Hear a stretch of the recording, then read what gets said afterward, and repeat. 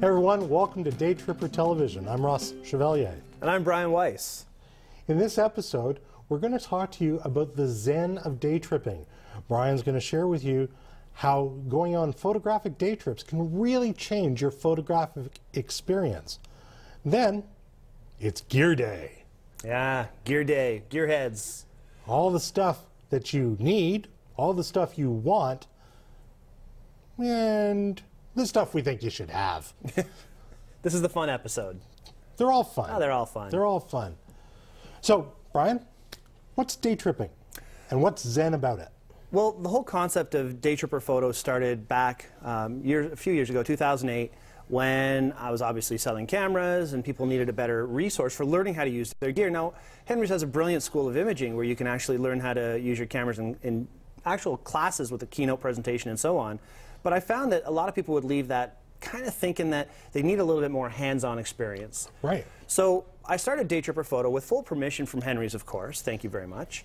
And we've gone on many, many day trips ever since. We've gone to Algonquin Park, the Y Marsh, the Northwood Zoo, where we get actually in the cage with a bear. We've been to exciting local trips. It was a very old bear. I guess we should probably say it was a very old bear, and he had no teeth.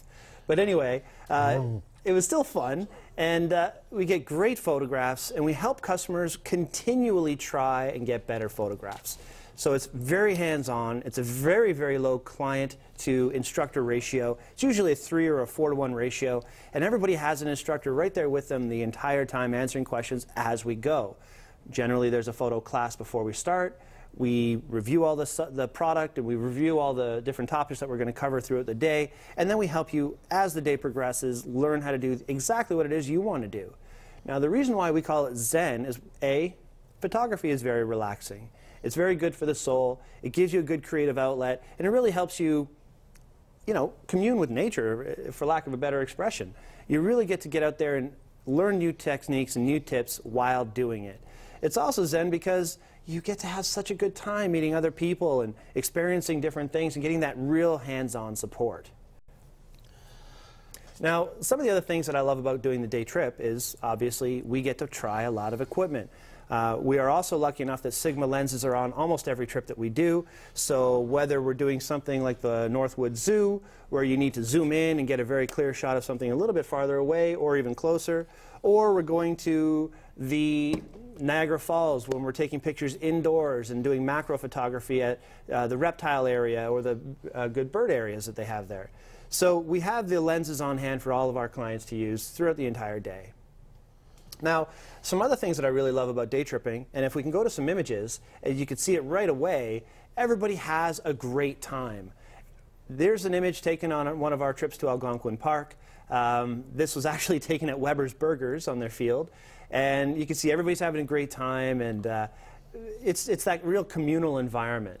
And if we can go forward to the next image, you'll see that it's not just standing around taking pictures of each other. We're getting great photographs in places like Ragged Falls, where you're learning how to do the slow shutter speed effect by using neutral density filters and using really specialized lenses for getting the exact composition and image that you're looking for.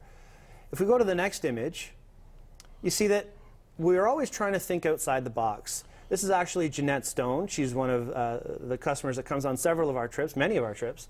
And she tends to bring along her little crystal ball. She shoots through it, and she understands how light will bend through these devices, so everything looks upside down, and everything is a really interesting perspective. So she brings this with her and sets it up and takes photographs through the sphere.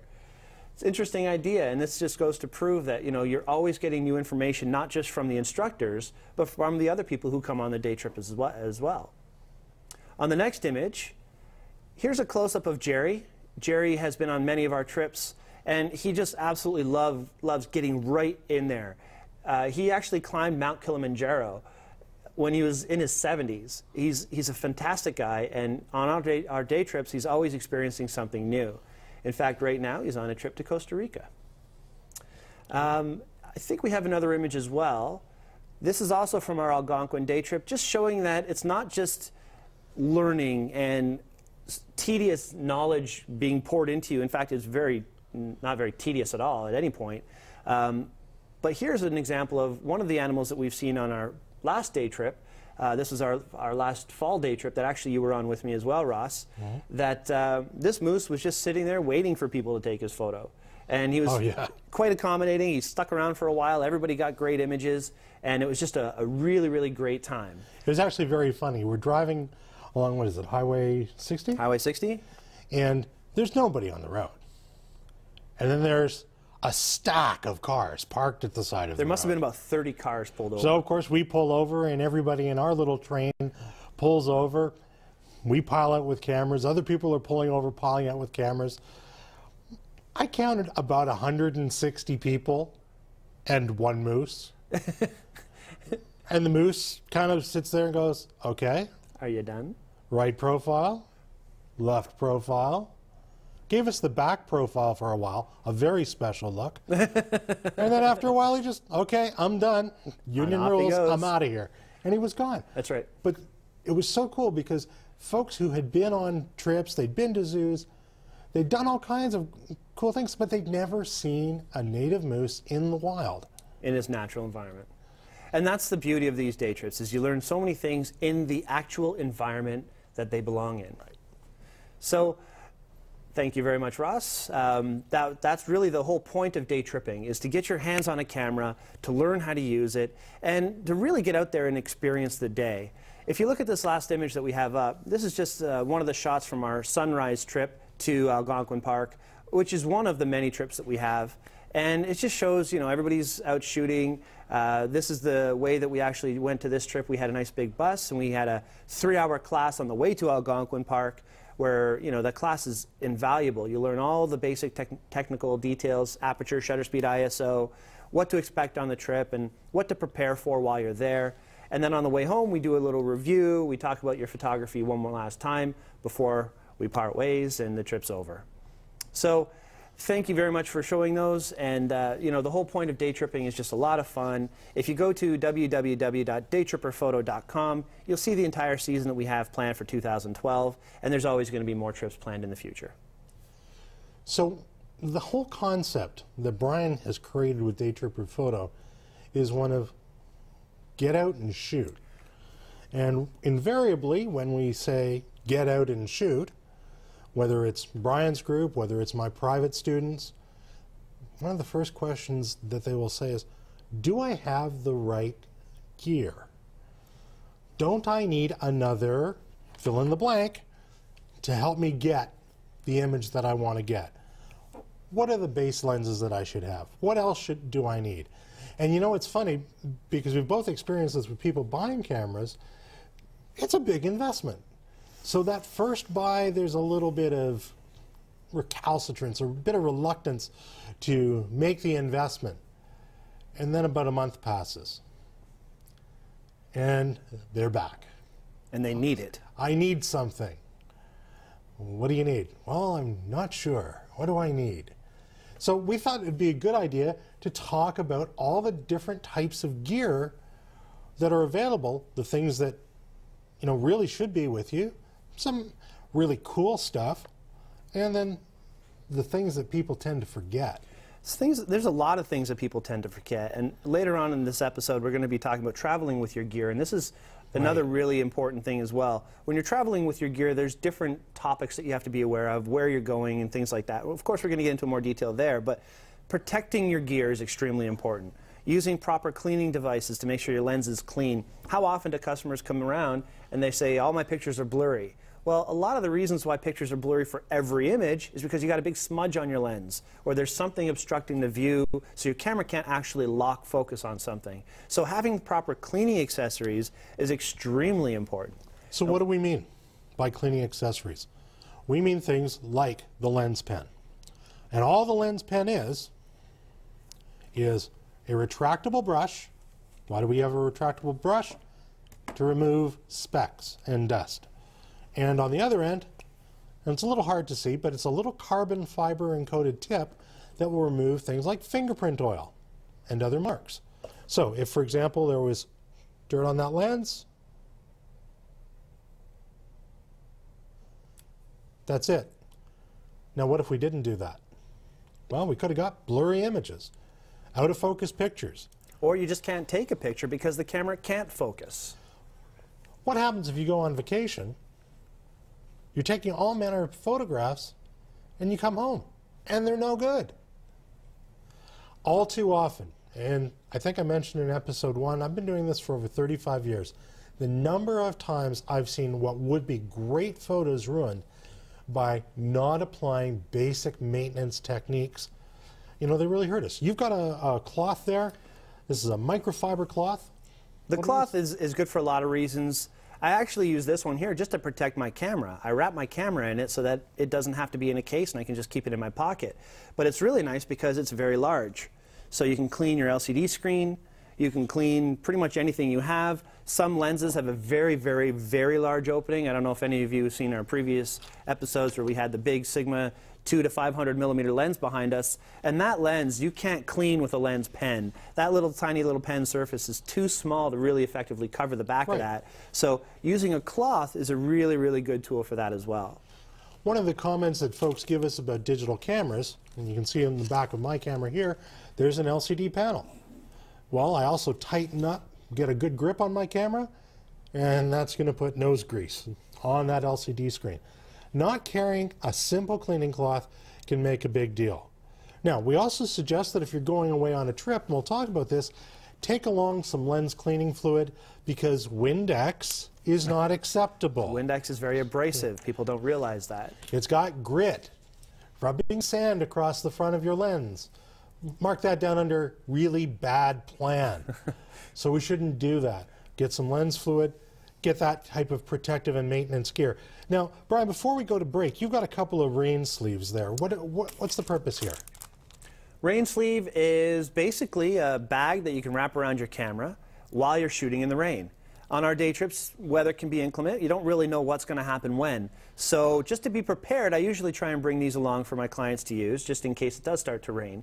It's very inexpensive. These are $8 for a package of 2. And you open it up, you fit it around your camera, you cinch the front around the tip of your lens, and then that forms a weather-resistant coating over the top of your camera. Makes it much easier in the rain. The idea here is it's a disposable offering. Can you buy sophisticated water housings? Of course you can. But they're expensive, they're bulky, and they take up a lot of space. This fits right into your gadget bag, and we are going to talk about bags, and you should have it with you all the time. Because if you're out and you're shooting, it may not be perfect weather all the time. It's a great idea to have to protect your camera. Now, if you forget, literally a plastic bag from the grocery store can help you. But the idea is protect your camera. Now, there are some other tools that probably good idea to have with you. This is a dust bulb. You squeeze it and it blows air. Hardly sophisticated at all. However, this particular unit has a HEPA filter in the base. That means when we squeeze it to draw air in, we're not drawing in contaminants, ash, dirt, dust. And if you've ever taken photographs, you know, in an area where there have been forest fires, lots of ash blows around, literally for months afterwards, this is a great tool to get stuff off your lens. When we are out taking photographs, a couple of good things to have in your bag as well. Take a flashlight, because you know what, it gets dark. And being able to see what's in your bag is handy. And what we find, because we recommend tripods for people, is one of these little pocket tools. Good thing to have. When we come back, we're going to look at the best lenses to add to your kit.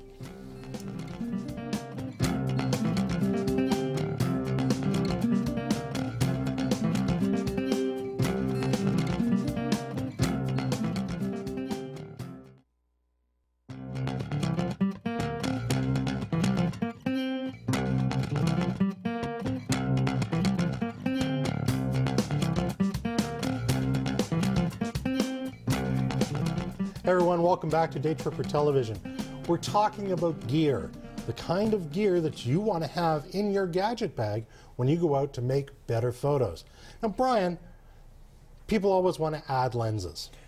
No matter what they start with, they want to add lenses. So why don't you start with a conversation about the lenses that everybody should think about having? Absolutely. When we're buying our digital SLR camera, we have choices. The first choice that people end up buying is called the kit lens. The kit lens is a lens that generally does a little bit of everything, but what we like to talk about are lenses that you will grow into, things that you will eventually need to have regardless. Now, a kit lens is great, but going for an ultra wide angle lens is going to give you a really good flexibility for those landscape photos or for taking group shots of people where you don't have to step back 20, 30 feet.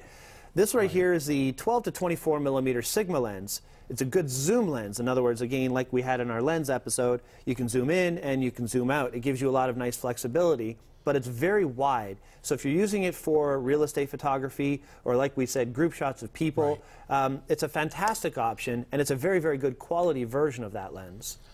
And, you know, it's kind of interesting. We hear people still say sometime that zoom lenses just aren't there. They're not as good as fixed focal length lenses. And you know, back in the day, that used to be true.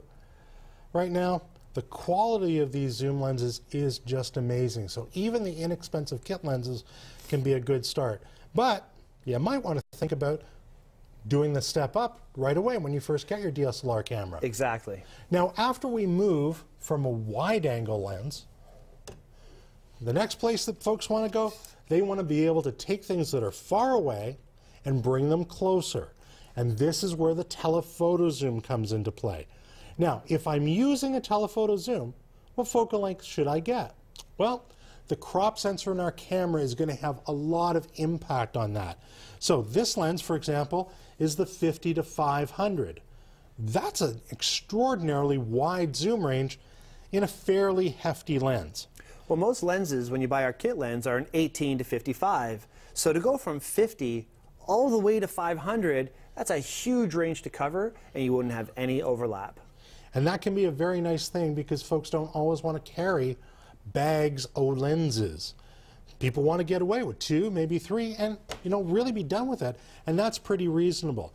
If something is like this is too big and too heavy, many of the vendors have something in the 55 to 250, 55 to 300 range, a little bit smaller, good light transmission, good autofocus, and it's going to be a really nice range. Doesn't take up a lot of space in the bag.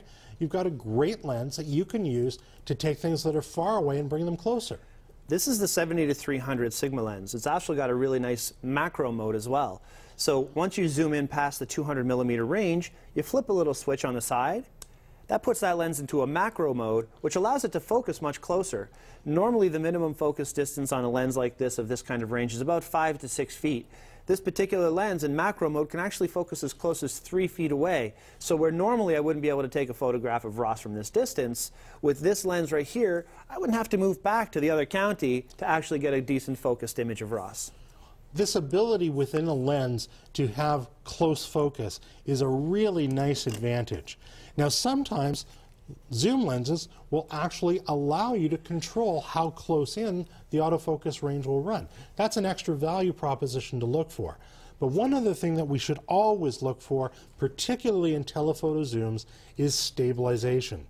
Now, we talked in another episode about matching the shutter speed to the focal length of the lens. But sometimes that gets a little difficult.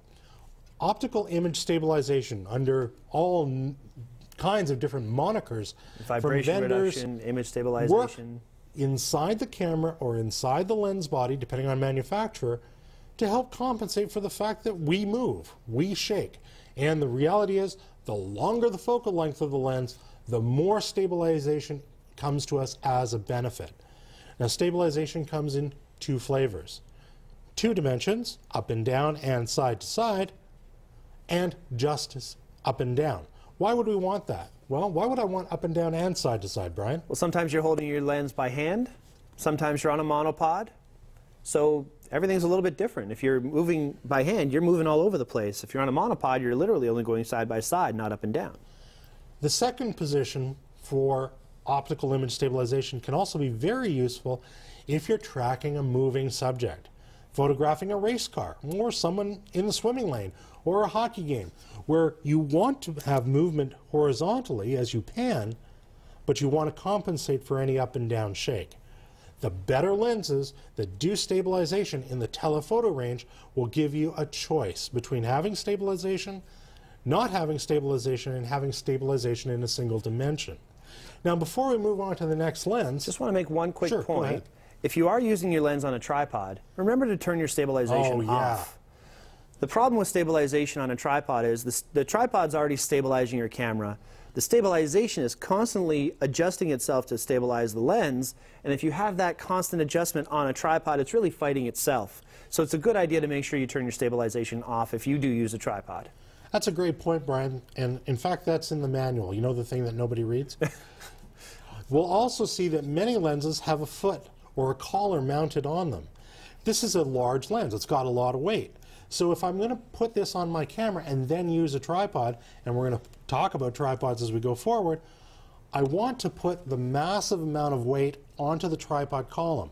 I don't want this giant weight hanging off the front of the camera where I'm torquing off a single mount there.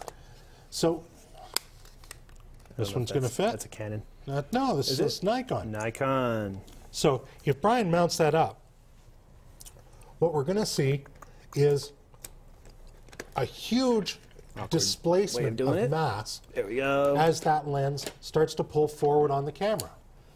To get the best possible image, we'd use the foot to mount that up.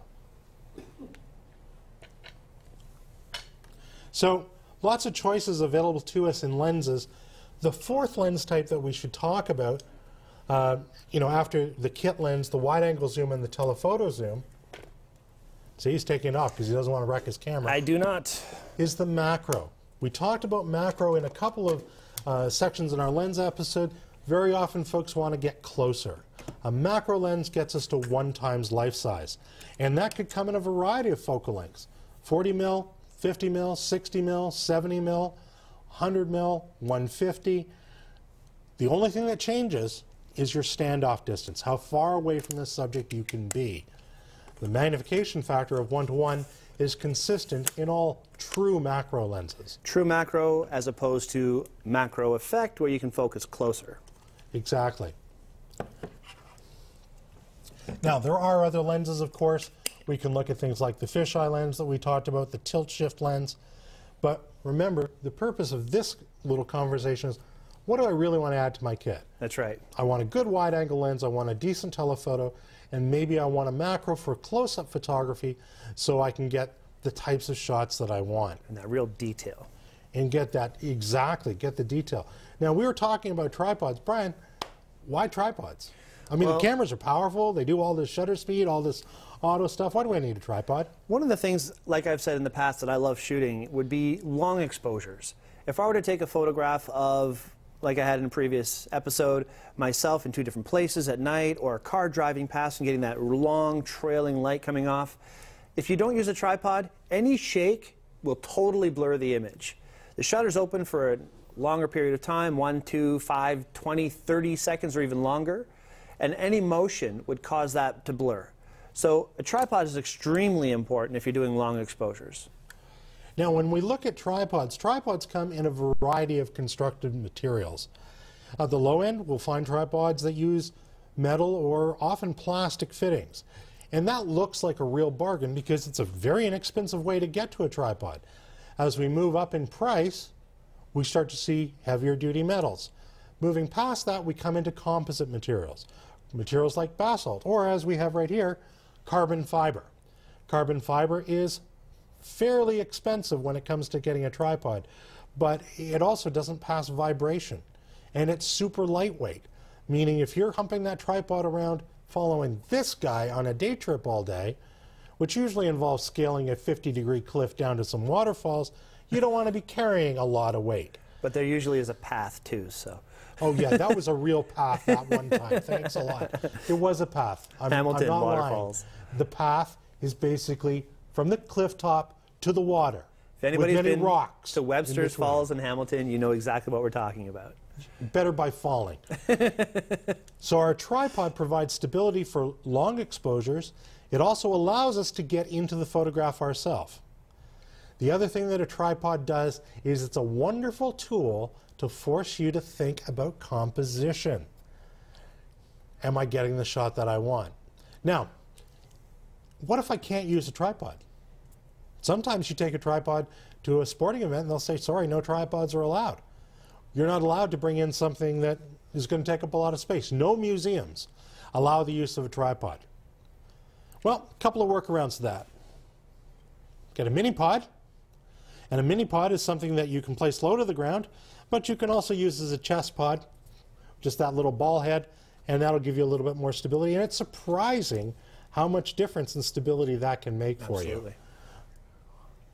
But what if you need more? This brings us to what I call the rhythm stick, a monopod, a tripod with only one leg, hence monopod. The idea here is this is a very lightweight but very stable tool that we can use that is going to help us create stability in a couple of dimensions. Typically monopods come as an individual stick, and we add the head after the fact, which leads me to the point that I'd like to make about making our purchase. When we start into buying tripods the first time, and usually it happens more than once, a lot of folks look at the video head style tripod, the one with the little arms on it. And that's a great thing if you're shooting video. But if you're shooting stills, you might want to be able to adjust that in real time with a single unlock, and then be able to pan, tilt, swivel, get anywhere you want with a single control. A ball head, if you ask my opinion, the ball head is the only choice for still cameras.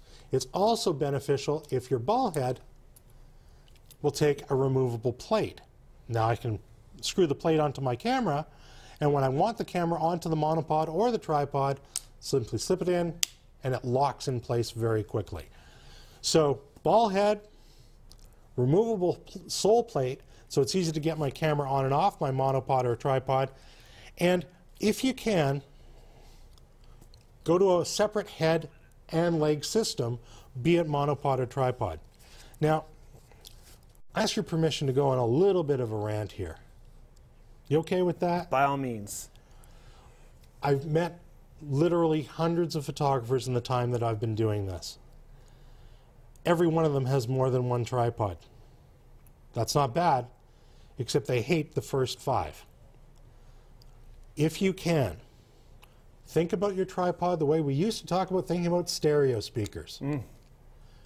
Put more money into the tripod than you would think normally.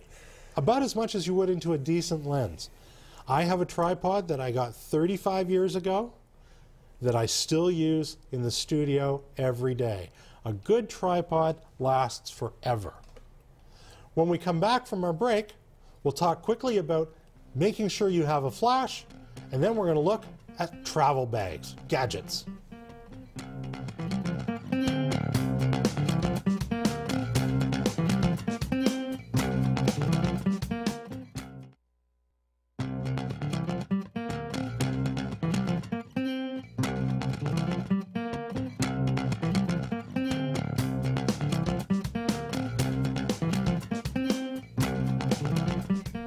Welcome back to DTPTV. We were talking briefly about tripods a few moments ago, and I just want to mention one last point. It's very, very good that we can get into these great tripods, and it's true, you'll buy one and that's all you'll ever need, but there's a lot of other options. We have Velbond tripods in the front that are made out of aluminum, a lot more rugged than those less expensive $50 tripods that you get for all plastic, which we actually have behind us as well.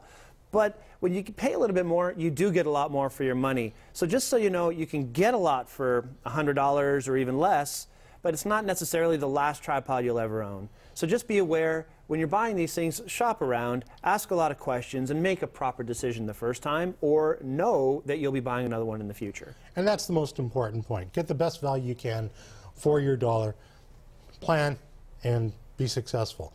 We already had a flash episode, but I do want to call out that when we look at gear that we have to have, you know, that built-in pop-up flash, it's really not enough to get the best photographs. So be sure to think about adding a flash to your kit. You do get what you pay for, don't you? You really do. So, and you didn't pay for a pop-up flash. Oh, right. That was built included. Right in. Right. Yeah, that's right. So have a look at our flash episode, and you get a lot more information about the different types of flash and what might fit for you. Now, how do I carry all this stuff around, Brian? Well, that's where it gets fun. And I'll tell you what, Helping a customer choose the right bag is one of the most stressful things for a salesperson in this industry. There are so many to choose from. There's way more to choose from than buying your own camera. So take your time, look at a lot of different options, and make the right choice for you. Again, like we talk about for everything. What we've got beside us are a couple of the options. These are all from LowPro. LowPro, like we've spoken in the past, is a very professional camera bag company, and they go into a lot of thought about what they do. For example, this bag here even has a water pack on the side of it, so you can actually carry your water with you if you're taking a long trip and keep yourself hydrated. They also use special materials so they're a little bit more lightweight. All the LowPro bags have a lifetime guarantee, much like a lot of the higher-end bag companies, so if anything does tear or rip or break apart, they will replace that bag for you. What we have beside this is a full backpack, by the way. It's completely modular. You can change everything inside. It's got all kinds of weatherproofing on the stripping, on the zippers and so on. And they actually, right in their model numbers, end with AW, which means all weather. So you can actually take these in the rain, in the pouring rain, and cover it up with a little tarp thing that it comes with, and it'll protect itself. But what if you're doing a lot of traveling? You don't necessarily want to carry around a big heavy camera bag like one of these, so they make other more compact, slimmer designs with wheels on them, much like a lot of luggage. This particular one is a Pro roller bag. You open it up, it's a completely open bag inside. You can build it however you like for whatever equipment you have, and you can also just roll it along behind you. When you're going through the airport, it also doesn't scream camera bag. And when we talk about travel, that becomes increasingly important. Which we will cover a little bit more in a minute. Now, when we look at bags, we want to make sure that we're getting the right materials. It's all too easy to buy a logoed bag that looks pretty and sounds terrific, but think about the material. And it's pink. Think about, is it waterproof, water resistant? Is it tear resistant? Can the zippers be derailed? Do they self-heal? Do the zippers seal, as Brian talked about on this Low bag? When Low started up years and years ago, the company was actually called Canadian Mountaineering Equipment. It was founded by a Canadian guy named Greg Lowe, go figure. And the idea is, this is the kind of tough gear that you might use if you are climbing mountains. So when you go to look for a bag that fits you well, that holds the gear you have, and not a whole lot more, because the fillet to the brim problem occurs. And then the zippers really have issues. And so does your back. Yeah. Because we tend to overpack. So a bag makes a huge difference. Now, the reality is, you get into photography, you're going to end up with more than one bag. 3 or 4 at least. You'll have the day bag. You'll have a bag that you use to store your gear in. Your home base. Your home base. You might have a travel bag if you fly a lot or travel, with your cameras. And you'll also have probably more than one of what I call the go bag. And the go bag is the bag that you pre-pack that's ready to go. You're heading out the door, hey, I need my camera, a couple of lenses, and you just grab it. It tends to be smaller, definitely doesn't have all your kit in it, but it's the one that you'll have with you. Because what's the best camera? The camera you have on you. If you don't have your camera, you're not taking any good pictures. And a big part of bags is straps. Now, that's not just the strap on the bag, but it's the strap for your camera. And one of the things you'll note if you were to get close to my gear or Brian's gear is, as nice as the vendor's straps are, we don't use them. Well, I don't like using the vendor strap, no offense to Nikon, but I'm not a big fan of telling the world I have a Nikon D700. Please rip me off. Exactly. Now, the D700 is one of those cameras that people will look for. So if I'm walking around and the strap that this camera comes with literally says Nikon D700 all over it, not exactly what I want. As well, I like a strap that's a little bit thinner, a little easier to hang on to. So I actually went for this strap here that I literally just wrap around my wrist and walk around with my camera strapped to my wrist. Exactly. Now, each of you will choose the strap that best fits. My favorite strap is this sling strap, and it's called the Blackrapid. This happens to be the model RS7, the curve, because it puts a slight curve in the shoulder pad. Now, the cool thing about the Blackrapid is it's got stops on it. And so my camera is on a swivel ring. It slides up and down the strap, and if I was taking a photograph and then something happened and I had to drop the camera, it will simply slide down that strap and hit another stop at the back. It makes carrying a single camera easy, but what if you're carrying two cameras, as many of us do? We can even go to a double-sided sling that has a proper shoulder harness. Now, this is more of a professional function. Some people, like myself, with a full-frame camera, would also want a crop sensor camera. I'd have my full frame with my wide-angle lens. I'd have my crop sensor with my telephoto. So for wildlife, I'm looking much, much farther. And for landscape, I'm looking much, much wider. Having the dual strap means you can have one on one side, one on the other side, and never actually be able to let go and drop your camera. Being able to keep a hold on your camera is really critical. Brian talked about looping the strap around his hand. On my camera, I've actually got a hand strap. And the reason I have a hand strap is because if someone wants to steal this camera, and if I was wearing that strap that said Canon 1D on it, I'm a huge target. Someone coming by and trying to knock the camera out of my hands, it's a lot harder to do so, and I got a better grip on the camera. And plus, you've got a strap actually connecting it to your body. I do. At the same time. Now, Brian, we talked briefly about filters. What are the critical filters that you would recommend to everybody that they have? A lot of people want to buy a UV filter. Now, with film UV, the properties of UV tinting were a lot more important than for digital, but they're still called technically UV filters. Ultimately, what I would like to have first is a protecting filter. A piece of glass that slides over the front of my lens, and it's clear. It has no influence on my photo at all. And that just purely protects the front of my lens from getting scratches or fingerprints if I'm taking pictures of babies, or licks from a dog, or a lot of my conditions. Old Ben, the big old toothless bear, I don't have to worry if he comes up and gets stuff all over the front of my lens. I can just take off that filter, clean it, and protect my lens. Now, this is an area where we don't always agree, because Brian is a fan of protectors. I am absolutely adamant that every lens I own has an ultraviolet filter. It provides protection, but it also cuts that super, super blue light on those really bright days. I understand the sensors are pretty darn good these days and I may not need it, but what it does is it gives me absolutely consistent performance at a certain level of color temperature, no matter how the light, or the lens, pardon me, is managing the light. But that's a personal choice. Now, there are other filters. Brian had some photographs earlier where he talked about using a neutral density filter. What does that do again? Neutral density will filter all frequencies of light. Essentially, if you're doing making a photograph of waterfalls and you want everything to be a very slow shutter speed so that water smoothly travels across the film plane, then basically you use a neutral density filter. It blocks a huge amount of light so that you can slow your shutter speed down without overexposing your photograph all the time. And when you look at a neutral density filter, it looks gray. It's just cutting exposure. That's all it's doing. And in fact, that neutral density filter looks the same as the other filter that everybody should have, subtly different. Exactly. This is called a circular polarized filter. With a C-pol filter on your lens, you actually can make a degree of change to the brightness or the amount of light that's getting through your lens. Now, technically what a circular polarized does is it filters reflected light. So glare, shooting into water, shooting through glass, at a hockey game, shooting through the plexiglass, it helps with that as well. If you're trying to make a photograph of a fruit dropping into water and getting that real clear crystal look, the polarized filter is going to help you see through that glass and see through the water a little bit better, so it should look a little bit clearer.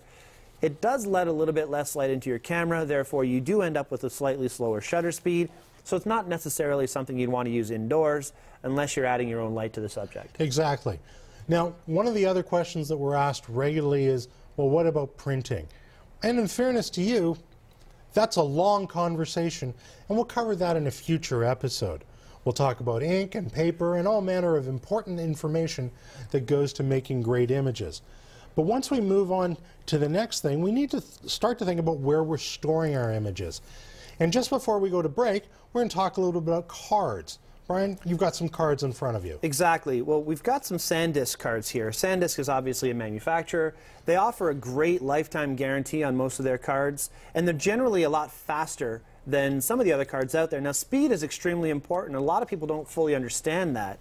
I'm going to let Ross go into a little bit more detail about that, but first I just want to mention these are what they call secure digital memory cards. I would say 70% of cameras these days use SD cards. The majority of the professional style cameras are still using compact flash, which is a very similar type of media, just a little bit physically larger. So with a compact flash card, that's what my camera, and actually that's what Ross's camera as well uses. Excellent media, and there's really no difference in stability. It's just a smaller version for smaller point-and-shoot cameras and everything else that's available these days. Now, when you're carrying your memory cards around with you, you need a place to store them. And you need a card wallet, because putting it in your pocket is a prescription for disaster. These cards are tough. Many of them are water resistant. Many of them are shock resistant. But using a card wallet properly will allow you to flag whether the card's been used or not, and you don't end up overwriting very important photos. When we come back, we're going to take a look at some of the other things that we're going to suggest you might want to consider in your gadget bag. We've covered the critical elements, and now we're going to get into some fun. It's always good to be fun.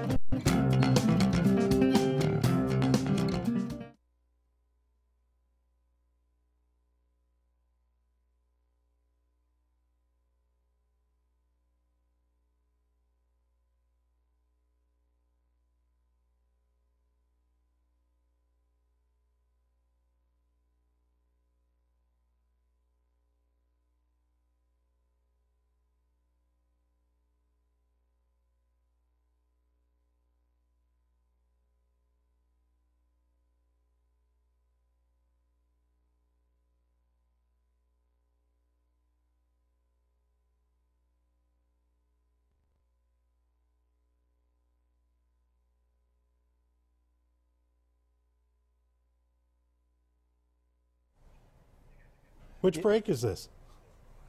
This is the final break. This is the final break. Okay. Okay, so we got to go into the tip. Yeah, we're good. We're good. Oh, I managed to confuse myself, but that's not a first thing. Okay, so let's come back.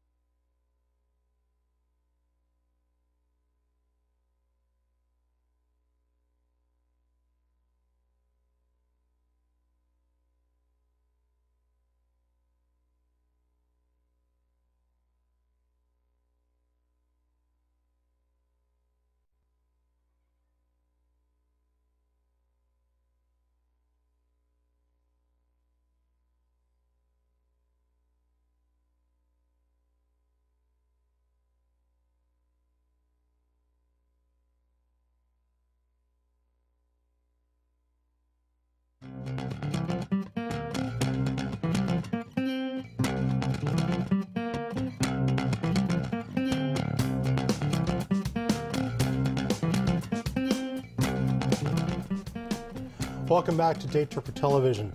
Brian, you're going to show us a pretty cool accessory that allows you to do some really neat stuff. And a lot of people don't fully know what it is. It sounds fun. It really is fun. This is called the Lensbaby. Now, a Lensbaby is a modular kit. It attaches to your camera like a normal lens does, but you can bend it and you can move it around and you can get totally different looks. The edges can get all blurred out. You can really play around with the results. You have a focus ring. You can move it around. It's a lot of fun to play with, but what really makes it interesting is the ability to change your aperture blades inside. It comes with a whole assortment of these little discs of all different aperture sizes. Remember, we talked about apertures, the opening or the closing of the blades on the inside of your lens. Well, normally with aperture, you're controlling that with dials and settings on your camera. With the Lensbaby, you can actually remove the little disc on the inside with a little magnet. You pull that little disc out and you replace that little disc with other discs of varying aperture. f2.8, f11, f22. You can change it up. But beyond that, you can actually get different shapes of these apertures. You can get a star aperture or a heart aperture, and anything that has a little glint of light would then show as a glint of a star. So you're not actually dealing with a normal looking image at this point. You take a picture of a fan that has little balls of chain coming down, and every little ball of chain looks like a star glinting because of the way the light hits it. So it becomes more of a fun toy, and it actually has a lot of great applications for stock or other uses as well. Now, the Lensbaby you're talking about is the Composer Pro model.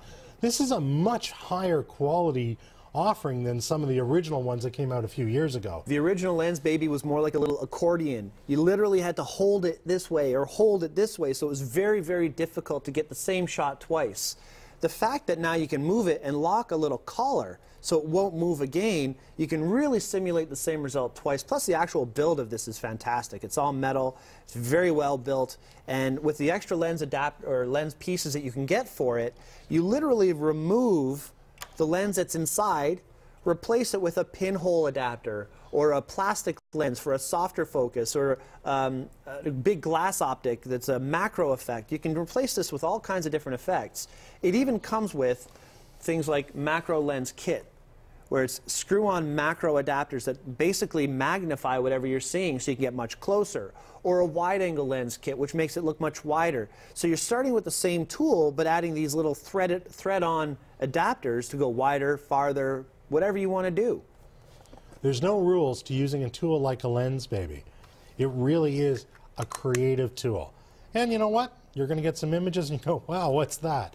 But you're also going to have the capability to experiment, to try new things, and make your own photos that much better.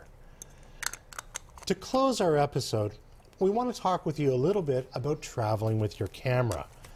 And because I have, and I've had the worst experience that one could possibly have while traveling with your camera, I thought I'd kick this off. I think that'd be great.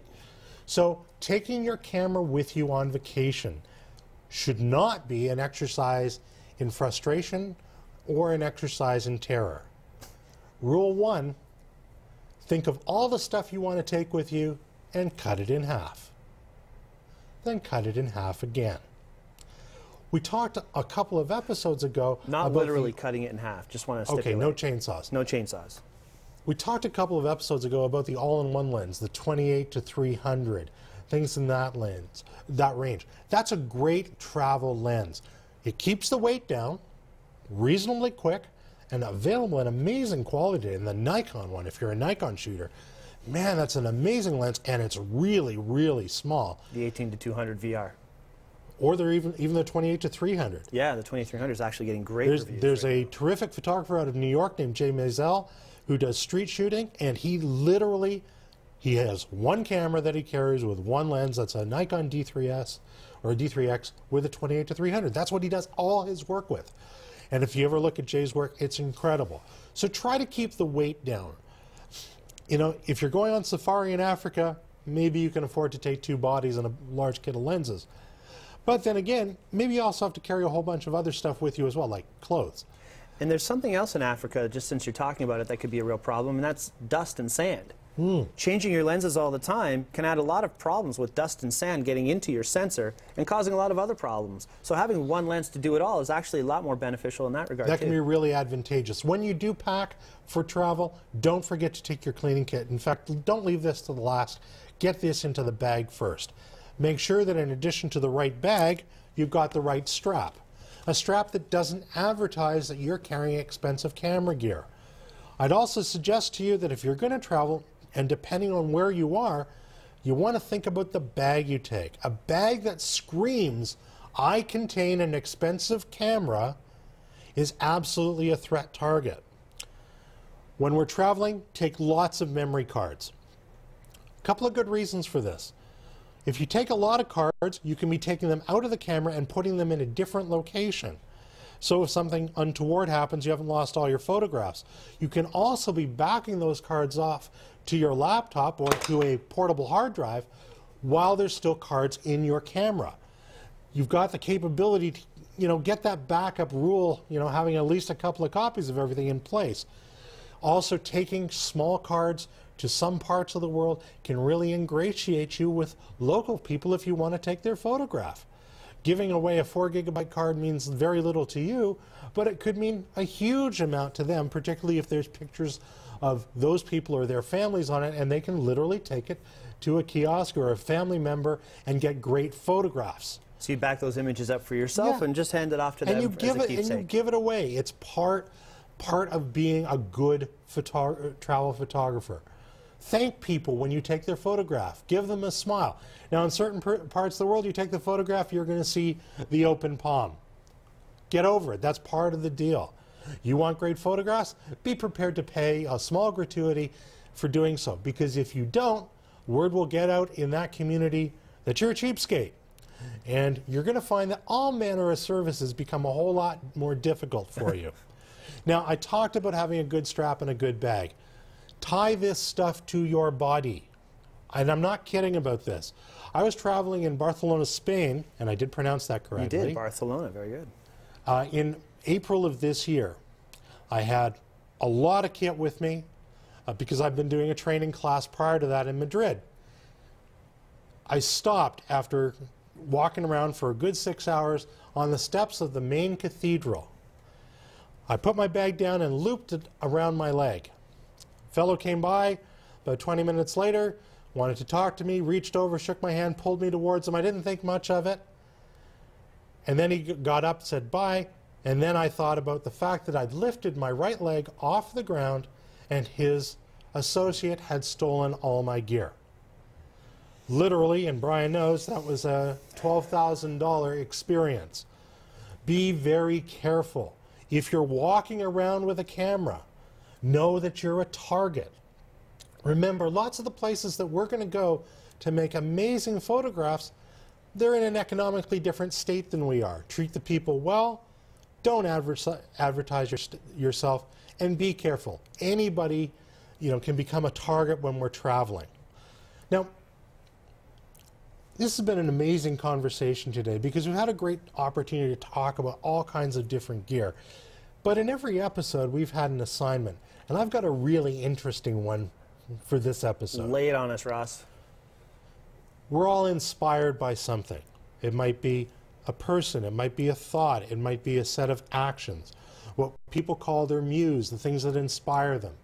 So your assignment for this episode that you'll submit to photocontest@dtptv.com is whatever your muse is. Go figure it out. We're not going to tell you what to photograph. You figure it out. Go make an amazing image and submit it to the contest. Thanks very kindly for watching. I've been Ross. And I'm still Brian. We see you again soon, and get out there and take the lens cap off.